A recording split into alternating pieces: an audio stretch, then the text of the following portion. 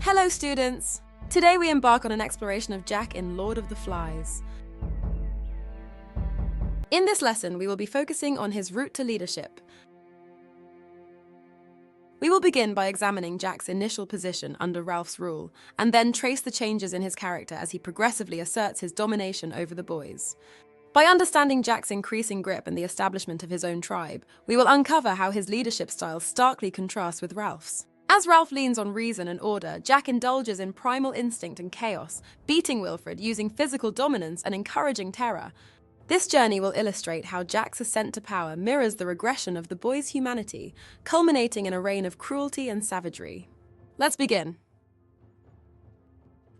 Jack's style of leadership relies heavily on intimidation and fear, rather than diplomacy, compromise, or tact.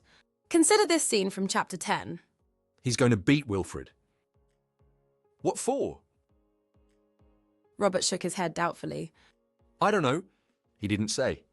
He got angry and made us tie Wilfred up. He's been giggled excitedly. He's been tied for hours waiting. Here, Jack's punishment of Wilfred is terrifying precisely because it seems so random and arbitrary. There's no clear reason why Wilfred is being punished, which means the boys under Jack's rule are always on edge, scared they might be next. By tying Wilfred up and making him wait for hours, Jack denies him any sense of control or dignity, turning him into a spectacle for the others. This act of prolonged waiting for a beating that may or may not come also serves to stretch out the fear, showing just how cruel and authoritarian Jack's leadership really is. His whims and emotional outbursts dictate his actions, ensuring that everyone stays overly obedient to avoid incurring his unpredictable wrath.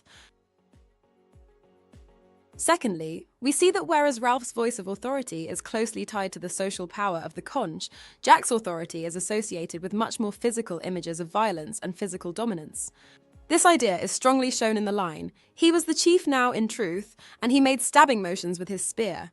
From his left hand dangled Piggy's broken glasses.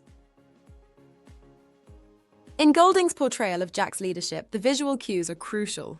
Jack's silhouette, with its aggressive, spear-thrusting motions, and the sad spectacle of Piggy's shattered glasses hanging from his hand, instantly conveys his reign of power. These images tap into basic primal recognition of physical strength and the moral victory of stealing another's prized possession.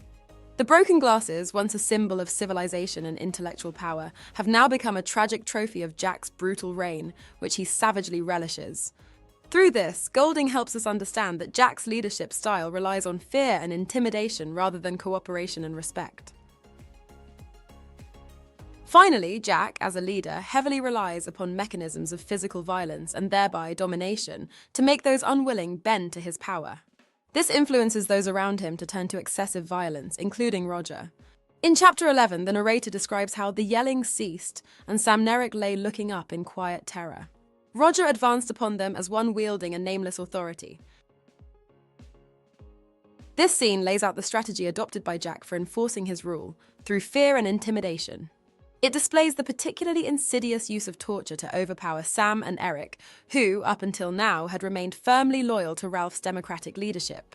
Golding refrains from detailing the violent act, ending the chapter on a cliffhanger and thus compelling the reader to envision the worst of what Jack and his associate Roger could execute. The twins' portrait, presented in the subsequent chapter, attests to the effectiveness of Jack's brutal tactics. Terrified, yet completely submissive, Sam and Eric now belong to Jack's tribe. Hence, Jack's leadership, underscored by his reliance on violence and psychological manipulation, starkly contrasts Ralph's rule anchored in reason and negotiation. And that brings us to the end of today's lesson, students. We explored how Jack's cruel and unpredictable punishments create fear among the boys, how his use of violence enforces his power, and how physical dominance marks his leadership style, contrasting sharply with Ralph's. Remember, Jack's rise to power reflects the boys' descent into savagery. Keep revising these points to strengthen your understanding, and see you next time.